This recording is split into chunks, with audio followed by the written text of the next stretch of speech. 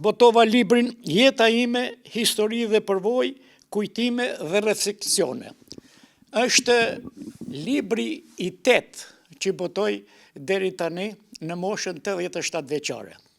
Në këtë libër kam pasqyrue përjardhën time, origjinën, qoftë ka nana, qoftë edhe nga baba. Kam pasqyrue përpjekjet e mia për shkollim dhe nivelin arsimor dhe kultural. Kam pasqyrue vendet e punës, detyrat që kam kry, funksionet që kam pas, vështërsitë e problemet me cilat jam ndesh dhe si i kam kapërcy ato. Unë kam punue 72 vjetë punë, nga këto 38 punë shtetnore dhe 34 private me laps në dorë dhe gjatë gjithë thaj kohë nuk kam asnjë shkelje disipline financiare sepse kam qenë tepër korrekt me zbatimin e ligjeve, urdhave, rregulloreve të shtetit. Unë kam qenë i gatshëm për të punuar atje ku ka nevoja dheu. Kam lënë qytetin, kam shkuar në fshat.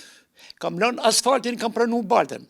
Kam shkuar në kooperativën bujqësore Kolç, Klos Mirdit, Shtiqen dhe Pobrek.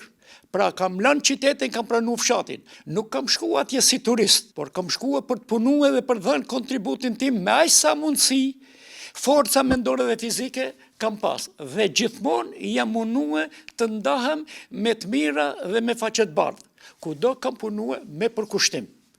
Kam pas i gjej lexuesi, domethënë, pse është e vlefshme për ta lexuar këtë libër? Ky libër është shumë i vlefshëm për ta lexuar dhe për të kuptuar, sidomos për brezat që vinë.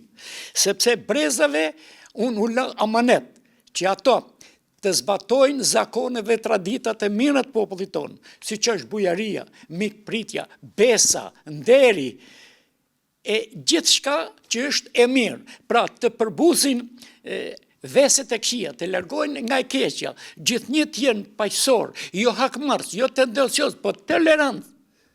Se ti je tolerant nuk ka dobësi, por është, si më thon, mirësi. Gjithashtu, unë gjatë jetës time jam ngarkuar edhe me detyra shoqërore.